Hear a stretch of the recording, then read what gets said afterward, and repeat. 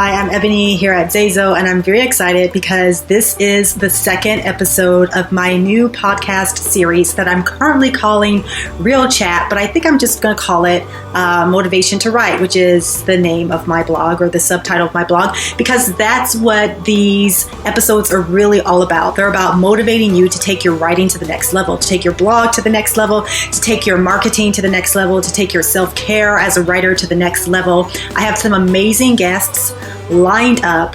They're all professionals and experts in their fields. I have professional writers, I have content and digital marketers, I have self-care experts, psychologists, therapists, music therapy, meditation, dietitians.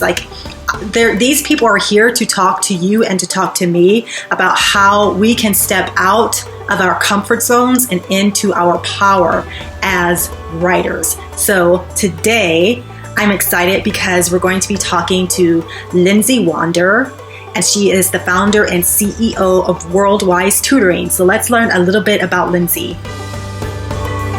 Lindsey Wander started her career in biomedical engineering until she discovered that she really wanted to teach science. So she earned her California teaching credential and taught high school science in South Central Los Angeles, where she had great success. She moved to Chicago and was quickly frustrated with the school system whose focus was testing.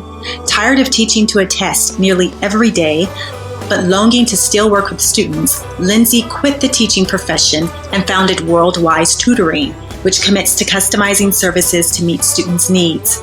It was this line in her bio that caught my attention. I am a firm believer that lessons are best learned by stepping outside of your comfort zone and taking action. Lindsey is living proof of the power of stepping out of your comfort zone to pursue your dreams. Lindsey has a lot of knowledge and wisdom to share about sharing your story, about writing your story. She works with students that are writing their personal essays for college admittance, and so she has a lot of experience. And frankly, a lot of these, the issues that students run into when having to write, we as adults run into. I mean, it's the same thing. It's the confidence. It's the I don't know what to write about. It's the how do I word this or phrase this? Is this good enough for someone else to read? So she just has some fantastic nuggets of insight and wisdom to share. And then she's going to talk about how she is able to overcome setbacks. And she has some great tips for us building our confidence as well. So without any further delay, let's hear Lindsey Wander. With him, and he doesn't really talk about that at all. And when we were working on college essays, one of the first drafts he came to me with before we even started was an essay about playing guitar. And I was like, okay, playing guitar. And I read it, and it was a very basic, intro paragraph. He didn't really know what he was doing, but it was still well written, and that's fine. And as we were talking, and I really dug through, his personal interests, and we kind of, dug deeper, one of the suggestions I just kind of made in passing was, have you thought about maybe writing an essay about your dad? And him and I have never talked about it. Mom says he's completely shut off to therapy, won't even talk to her about it. And he's like, yeah, no, I don't really think I want to do that. And I was like, all right, that's fine. The next session we met, he had a whole draft written about his dad, and it was beautiful. I mean, just one of the most beautiful essays I've ever read.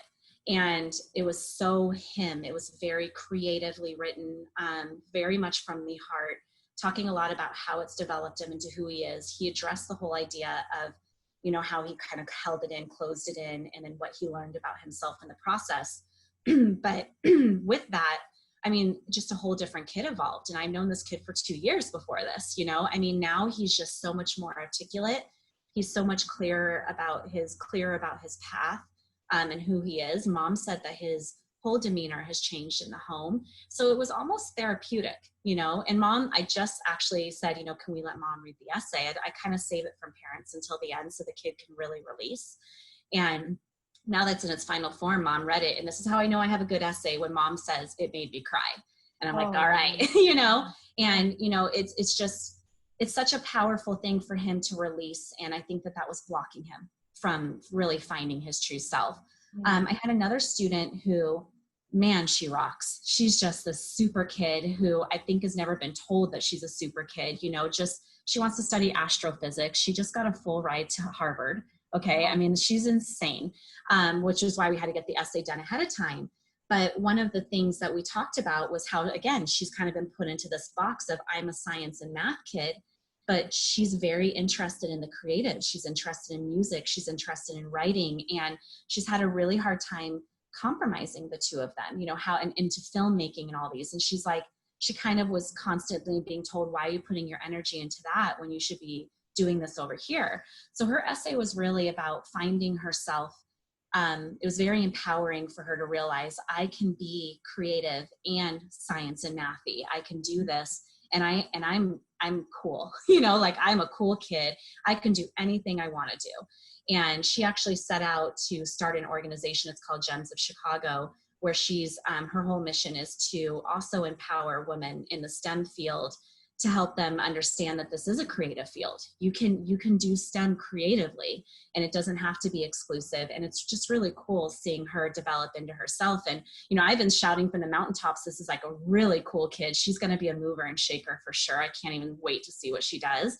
But she had a lot of self-doubt, and it was really neat to see her write that essay and brag. It's like the first time they can really brag about themselves, and it was really cool just to see her develop. And then she got that scholarship, and that's where she's going. She's going to Harvard to study astrophysics, and it's cool. So it's really fun. It's fun to not only help them with their content, but even the formatting to make this more of a story, to make it, interesting to read for the audience, but also fun for them to write. So even in the beginning, a lot of times we'll kind of start down different paths, and I try to help them with their intuition. I tell them which one feels good. Which one do you look forward to writing? Which one is kind of making you excited about? That's the one we're going for. Because if you're excited about it, they're going to be excited to read it, So taking them away from, they're so hung up on trying to give an essay that they think the admissions officers want to hear. They're so hung up on saying what they think that they're supposed to say. And I stop it. Nope, this is about you. What do you want to say? What do you want them to know about you? What are the 3 characteristics that are really something you're proud of that you want them to know? Let's get that across. Let's show, not tell. Let's make this fun. Let's have a good time with it. And it's cool. It's really fun. Yeah, I mean, that I love how writing can be this tool of exploration. Yeah. And how there's so much discovery that happens when you're writing. Yeah. And I wish that was something that kids would embrace. And I think it goes back to, seeing all these red marks in your English paper, and you just think, oh, I can't do this. But once a kid really embraces the task of exploring themselves through writing, magic happens. And it sounds like it happened for these two. That's amazing. And that's one of the things I actually say when they start with their first draft. I say, forget word count, forget grammar, forget anything. Just write. Just write. And then I'm going to look at it first for content.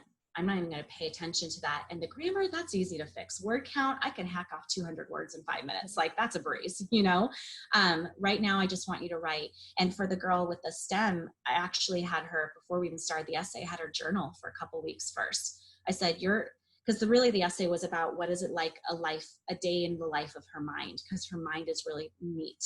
And so I had her journal your thoughts, journal what is it like, go what's happening in your head every day. And just to get her warmed up to being that creative writing and to just release. And she still journals every day. She loves it because she's like, there's just so many things I have going on in my head that it's just so nice to put them on paper and to reflect on them later. And she kind of makes it a habit where at night she calls it like her moonlight writing, where she sits by the window under the moon and she writes, about her day. And it's really cool. Yeah. Because I've really seen her blossom into herself as a result of that. So yeah, just write. Don't forget about those red marks, just go. And I wish that we allowed kids more of an opportunity for that. Yeah. I mean, one exercise I use a lot is free writing, where you just have them write nonstop don't think about your grammar, don't correct anything, because you're right. It's easier to hack words away than add words. So I'd rather you mentally vomit on a page and get all this stuff out, and then you can clean it up later and we can, rearrange and get rid of things. But you're right. Yeah. It's important to just get stuff out and not fear being wrong. It's good to be messy at first, right? Yeah. Yeah. And we can't really do that in speech. You know, in speech, you have to think about what you say before you say it. Yeah. And so I feel like writing is one of the only places that you can just release uninhibited and then go back and revise. And I don't come from a writing background. Like, I was very science and math, and I've found great joy, actually. I think it's one of my more favorite things to teach now is, you know, the writing and even the grammar, because as much as, you know, when we go back and look at it, I think it's empowering to them to show them how we can make their message more clear through their grammar. And, you know, they can kind of get more, you know, oomph for their words. You know, I tell them, you know, like, one of the things I use is to economize your words. Every word costs money, you know, so really think about your words, make powerful choices in your words. Don't use, you know, subpar vocabulary, and don't use words that you don't know what they mean just because they sound fancy. You know, really think about your word choice, you know, and it's fun. I've had a lot of enjoyment in teaching this. Yeah. I was just talking to an author, her name is Carol G, and she was talking about how it's important for her to find the right word, like the exact right, precise word to convey whatever it is that she's saying. And I don't know if you've heard of, and I can't think of her name, but she has a book called Sin and Syntax. But in her book, she writes about, she compares writing to music and how you have to find the word with the perfect pitch, you know? Yeah. And I think I used to have my kids keep a vocabulary journal. Yeah. Every time you come across a new word, write it down, because words are powerful. Yeah. And a thesaurus is like my best friend. I don't even write without the thesaurus pulled up on my computer, because there's times, you know, I'll get hung up on a word, like, oh, what's this word? What's the word I want right here? Okay. And so that's a skill I teach the kids too, is start basic, get that word in a thesaurus, and then keep looking until you find the one you want. And it's just going to sing, like literally sing to you when you see it. And you're like, yes, that's the exact word I want. And then throw it in, you know? Yeah. I also think that a lot of these kids in high school, kind of going to that topic, they have these minimum word counts for their assignments. And so they'll constantly be adding in all these extra words just to try to meet their minimum word count. And so that's one thing I really try to kind of train out of them. You know, if it doesn't have a purpose, don't put it in there, you know, just to try to meet a word count. Every word you put in here should be deliberate and have a purpose and have an intention, because this is your voice, you know? And so that's something that's hard to train out of them after being in high school, but we really work on that as well. Yeah. And, you know, I thought of the author's name. Her name is Constance Hale. Okay. She also has an amazing book on verbs, because verbs are so powerful. If you can find, you know, instead of using those, what do they call them? Like those linking verbs to be. And if you can find like an active verb, it completely changes. Oh my gosh. The structure. I mean, not the structure, but it changes the power of your sentence or your paragraph, whatever you're writing. I call them weak words. I have a list of weak words, and there's so many other things you can say besides that weak word, you know? Yeah. And you know, that book on verbs is called Vex, Hex, Smash, Smooch. Such a great title. Oh, cool. I love that book. You just mentioned something, and I wanted to talk about it, and I forgot what it was, but I have another question until that question comes back to me. So we were talking about, and by the way, I have to admit, I forgot to press record until like 10 minutes ago. That's okay. I've recorded for the last 10 minutes. So our audience can hear the first part. But when we initially started talking about the stepping out of your comfort zone, taking action, and then you start your own business, and we applied that to writing, how kids to step out of their comfort zone to write these personal essays. Sometimes we come across setbacks that can discourage us, either in business or in writing. A lot of times it's linked to, in writing, what we heard from our teachers about our previous writing. Yeah. And some people just don't handle setbacks very well. And it kind of, again, gets them into that position where they feel stuck and they don't want to take action again. My question to you is, how do you handle setbacks in your career? Or have you had a setback with working with a student that you thought you couldn't handle? Absolutely. I mean, just being a business owner in general, I mean, the ups and downs of this are major, and there's so much I can say about this topic, but I think that our society really tries to shield, especially children, from any kind of suffering, any kind of pain, any kind of difficulty. But then when we do encounter setbacks in our life, we don't have the coping mechanisms for how to deal with them. We don't know how to overcome those feelings of doubt or those feelings of, just not being enough or whatever it might be. And so one of the things I know I work a lot with my kids, going into the student area, and then I'll talk about myself personally, is, if there was a teacher, that kind of set them back and that's something, a voice in their head, we really work hard on overcoming that. What specific skills and strategies will help you to overcome this challenge, whether it's an internal or an external challenge, whatever it might be, because next time when you encounter a challenge like that, I want you to have a toolbox to choose from of how to handle something like that. And I think that's how I've approached my life as well. I've had personal setbacks that I think have really set me up for success in my professional life, where, I think growing up, school was always kind of easy for me. I worked hard, but it was something I knew if I did it, I was going to succeed. But it wasn't until more things started happening in my personal life that when I would come out of it, looking back, I would say, wow, I remember 2 months ago, I was devastated. And now look at me, I am a whole different person. And I kind of liken it to a bruise. So, when you first get a bruise, you poke the bruise and it hurts. It's very sensitive, but then the bruise changes colors and it doesn't hurt as much. And then eventually it goes away and you literally forgot the bruise was even there until the next time you get a bruise. And you're like, oh man, I remember how much this bruise hurt. And it's kind of the same thing, when you're in it, that's all you can think about. It hurts, but it does fade. It goes away and there's going to be another one coming along, but you're equipped to handle it. And really, I'm at a point in my life where I'm kind of like, throw anything at me, I could take it, and that's personally and professionally because of the things I've overcome. So for me, professionally, business has been up and down. 2020 was rough, as it was rough for a lot of people. But rather than wallow in it, I really kind of put my head down and push through, all right, this is what it is. It's temporary. I'm going to get through it. What do I need to do?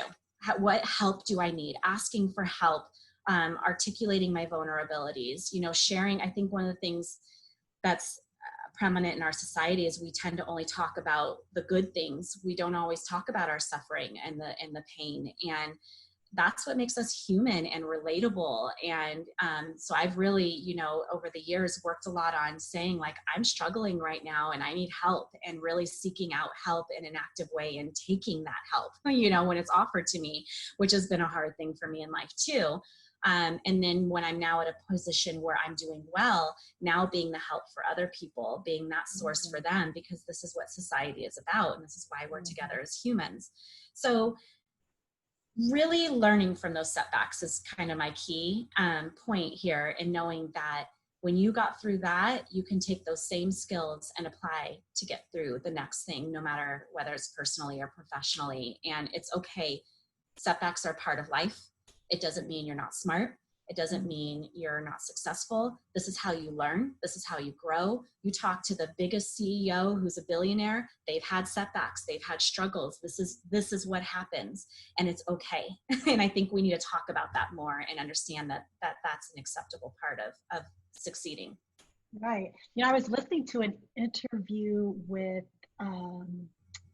she's a child raising. I know I'm not saying this properly, but she's an expert in raising kids. So I'm trying to say. And she was saying that we should move away from teaching kids that you're either successful or you're a failure. Like there are no failures, there are outcomes. Yeah. And if you don't like this outcome, then try something else and see if you like that outcome, But I think that's important, because you mentioned asking for help and how a lot of us, don't like asking for help. And I just wonder if education plays a role in that, because if you're sitting in a classroom, you're like in 5th grade, your teacher is teaching you some math problem and you don't get it and you need to ask for help, but you don't want to seem like the stupid or dumb one in the class, right? Yeah. Because if you think that you're the stupid or dumb one in the class, it just makes you feel like a failure and everyone else is Yeah. successful in this, you know?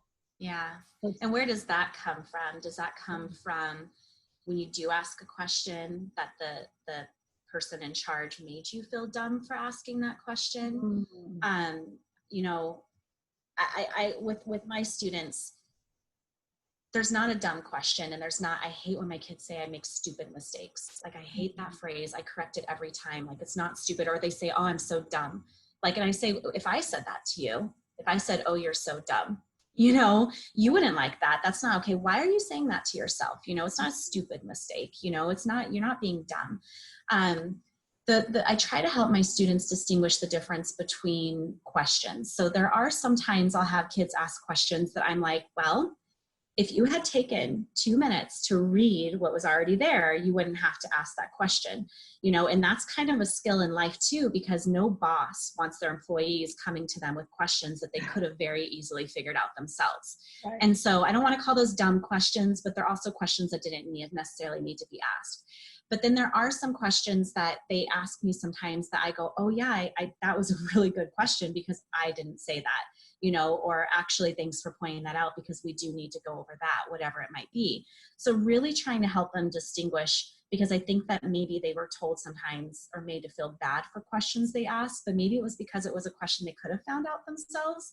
So helping them, you know, to know, here's the ways you can find the answers. Here's the things you need to be doing on your own. But if you still have a question, that's okay.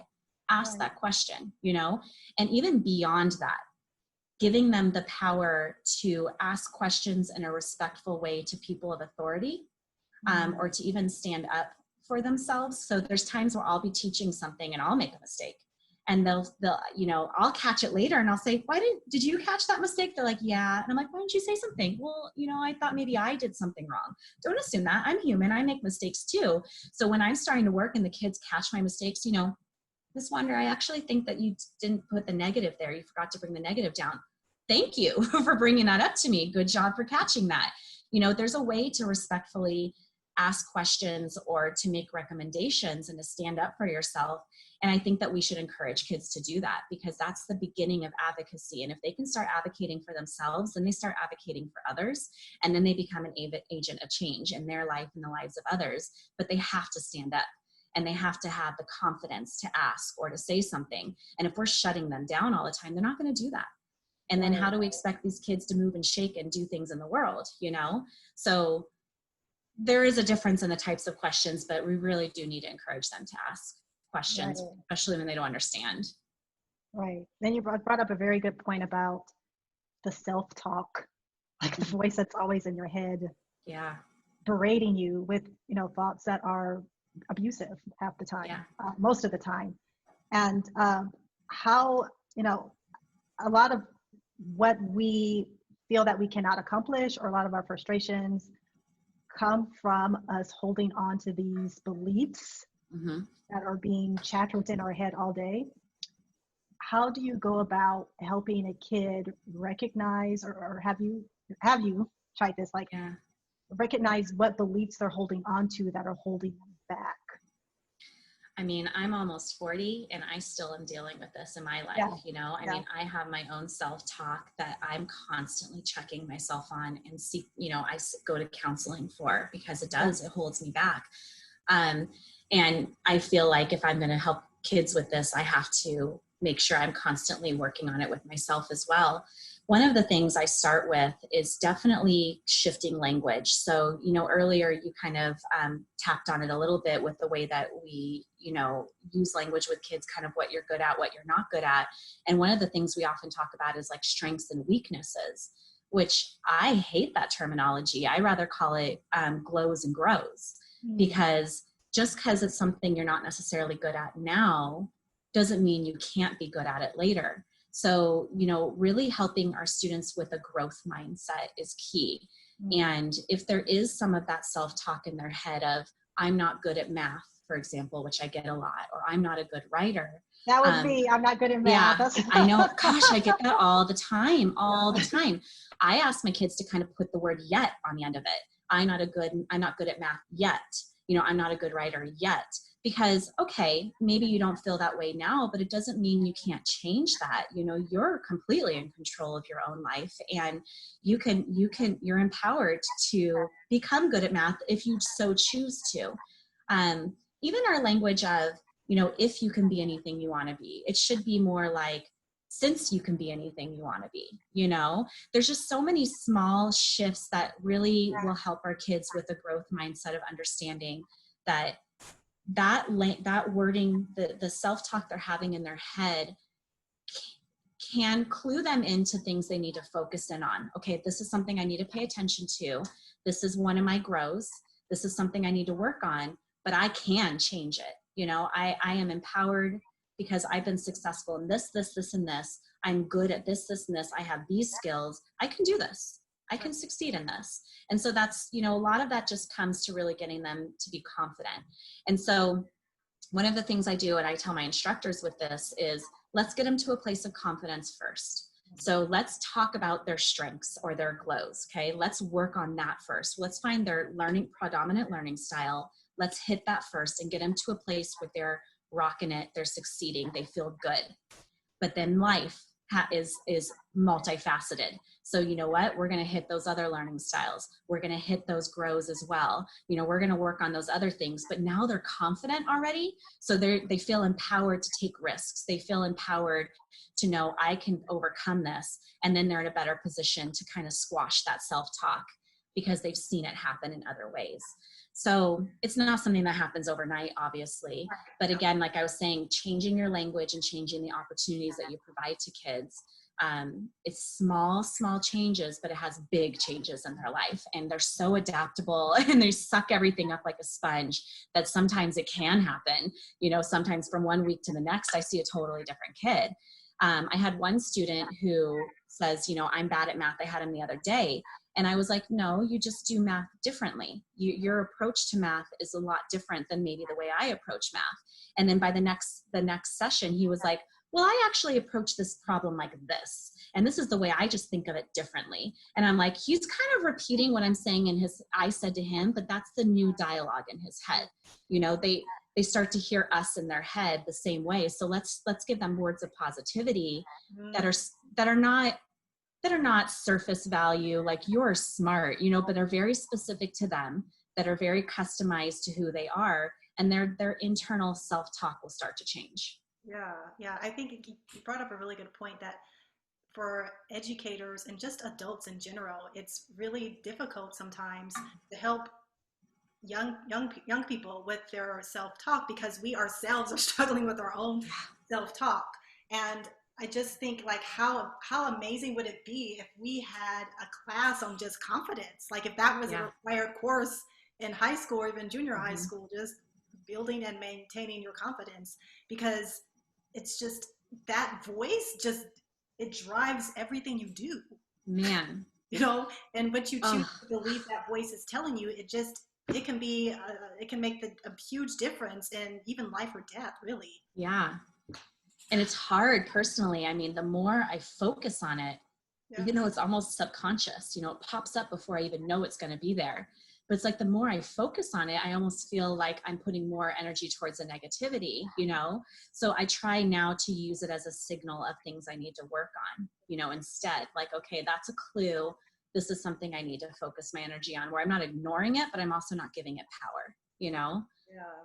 So like sometimes I'll have my self-talk of going, this project's not going to work. So then I stop and I say, why am I thinking that? Well, is it my doubt, or is there really something going on here? You know, is that intuition? You know, so I let myself have a moment to kind of still hear it, but not just automatically succumb to it in a way. Yeah. I started practicing saying affirmations. A lot of people think that's just, but it really, literally, it has helped me, because when I can discipline myself to just sit there, recognize my thoughts and switch it to something a little bit more positive, it becomes a habit. Yeah. And so I'm a lot more aware of this voice, and I can, you know, reverse the thought.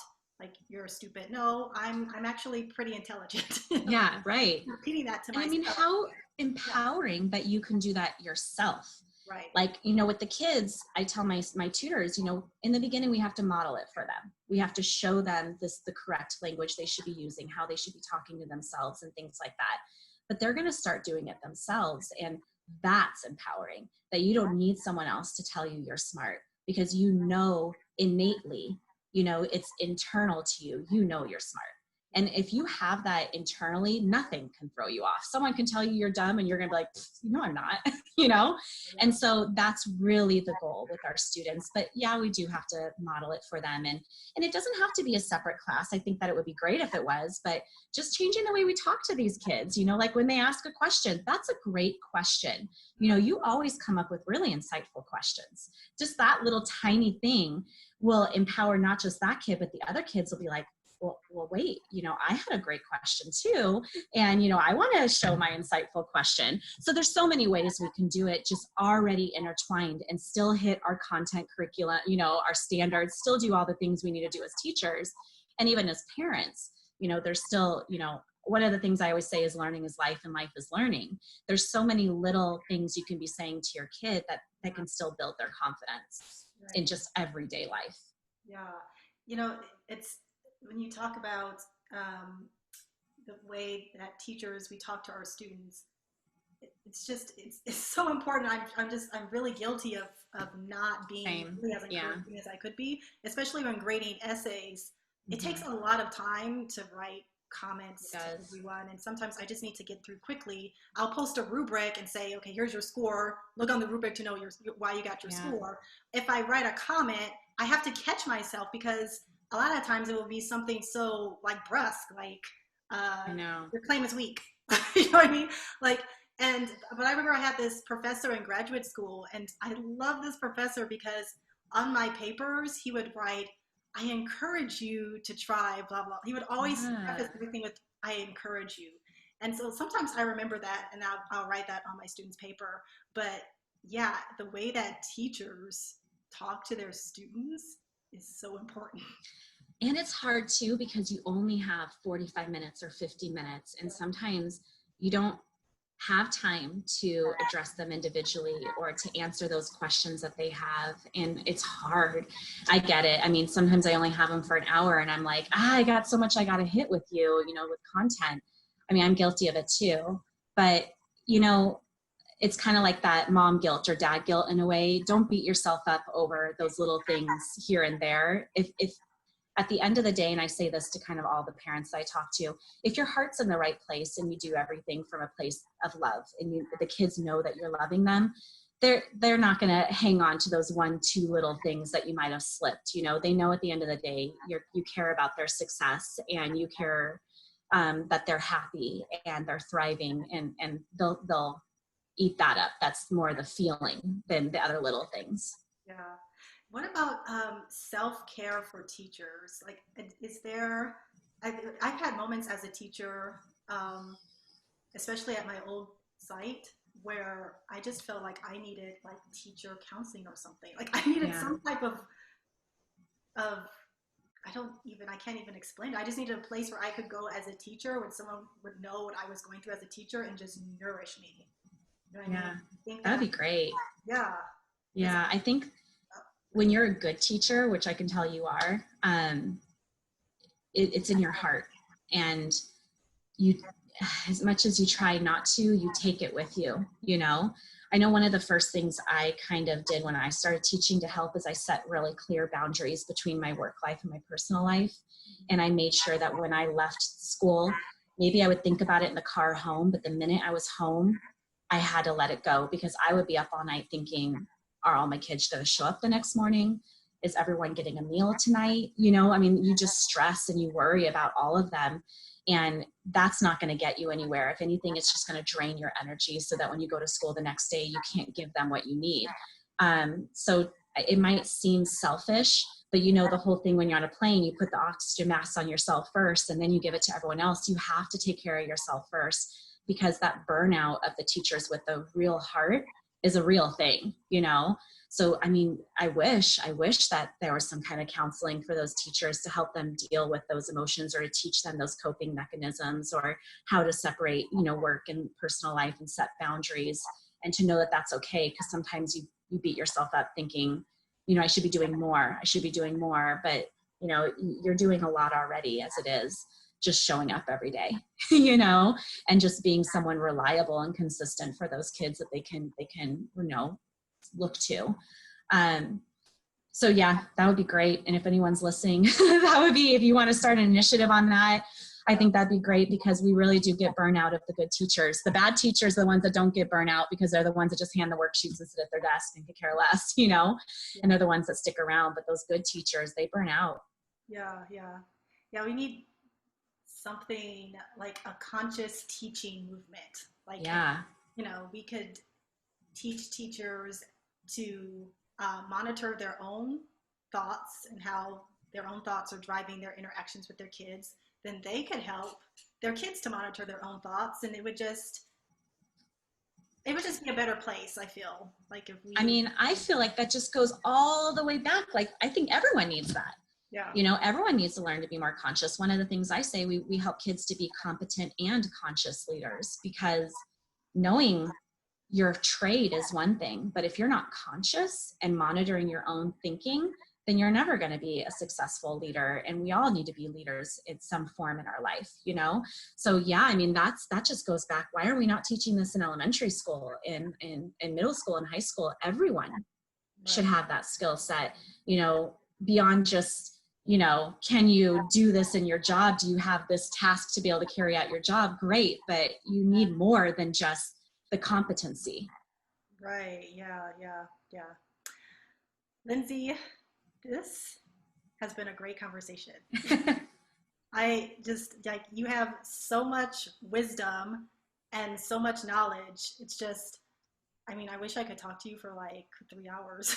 Isn't it fun to find other like-minded, especially educators? Yeah. Like, it really just gives you hope, like knowing that there's other people out there fighting the good fight, you know, like, who are really dedicated to what they're doing. And it's really encouraging to know, you know, the next round, the ones who come after us, right. Ooh, they're going to fix it. You know, they're going to be so much better. Yeah, that's my hope. That's my hope. Mm-hmm. We do need, we need a whole new, as I said before, we just need to rethink education. Now is the time to rethink education. Agreed. And, so thank you so much for having me. I really, really appreciate you giving me a platform to talk about this, because like you said, I mean, we could talk about this for hours. I love this kind of stuff. And it's so important for people to hear and to feel empowered themselves, that they can make changes in their classroom or in their home and have big impacts on the kids. And really it's about, if we want to see change in society, we got to start with the kids, you know? Yeah, exactly. Tell us where we can find you. So you can start by my website. So it's WorldWise Tutoring with an S, WorldWise. Everything is on there. I actually just recently started a blog to help parents and educators with kind of implementing some of these strategies, especially considering there's remote learning going on. I have a student handbook on there for kids who are looking for resources to help them with school. Plus, you'll see everything about our services. You'll see on the website, one of the things I've recently started is a student sponsorship program because of the achievement gap widening due to remote learning. I'm really worried about our low-income minority students and how is this impacting them. So I have organizations and individuals donating to provide instruction, like tutoring for those kids, which I'm super excited about because that's really where my background is. And then you'll see all of the services we provide, like standby tutoring and enrichment classes to get the kids excited about learning and lots of things. I'm also on social media, so we're everywhere.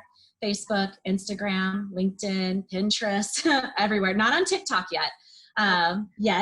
Maybe I'll be on there one day. I don't know if I'm too old, but we'll give it a try.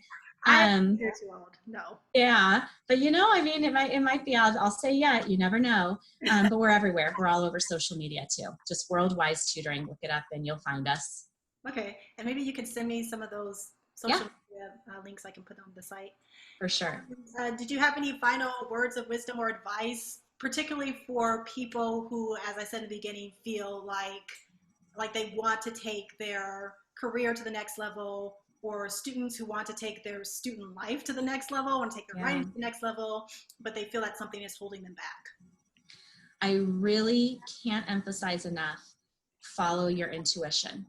You know, if there's self-doubt or doubt of other people, take it as kind of a moment to reflect, but don't let it be a source of hindrance. Instead, you know, constantly go with what feels good for you, because it will work out. If your heart's in it and your mind is set to something, it will work out if you're doing it with true intention. So follow that intuition. That is great advice. Thank you so much, Lindsey. I really enjoyed our conversation, and I hope that we keep in touch, because this is great. Yeah, for sure. Especially we're from the same region, so we'll have to definitely stay in touch. I went to Cal State too. I think you're Cal State. I think, we have something in common. Cal State Fresno, Southern California. I'm here in Chicago now. I'm kind of a traitor, but it's still a California girl. We still have love for you over here in California. Okay, that's good. Nice to meet you. All right. Have a great day, Lindsey. Bye. Bye. She's fantastic. I had such a great time talking with her. I hope you check out her website, especially if you have kids, because she does, or her company offers tutoring globally, virtually. If you're in Texas, and I can't remember the other state, Illinois or Chicago, and then in Texas, she does offer in-person tutoring. Or WorldWise Tutoring offers in-person tutoring. And then they offer online virtual tutoring to students globally. So give her website a look. Now, in other news, we are going to have here at Zazo a 7-day affirmation challenge that is coming up, because the first step to any change is in here. So this program is going to be, it is free, and it is going to be geared toward changing your mindset, as Lindsey was talking about, from one of, like static, or a mindset that says, I can't, to a growth mindset that says, yes, I can. Maybe I'm not there yet, but I can get to my goal. So look out for that 7-day affirmation challenge and another virtual cocktail party. I'm very excited. Congratulations to Lori, because she is the winner of September's Writer Care Package giveaway. She was very happy for her. And I'm trying to think if there's anything else next week. Tune in next week, please, because I'm so excited for this guest. I have serial entrepreneur and author of The Spear Method, and you should check out his book, because I bought his book and I'm going to read it. I'll probably start it today. The Spear Method by Kuda Biza. Kuda Biza. He is going to be with me next week, and he is phenomenal. I was taking notes like crazy. So I'm excited for that. So tune in next week for my conversation with serial entrepreneur and author Kuda Biza. Okay, thank you so much for tuning in, and I'll see you next week. Bye-bye.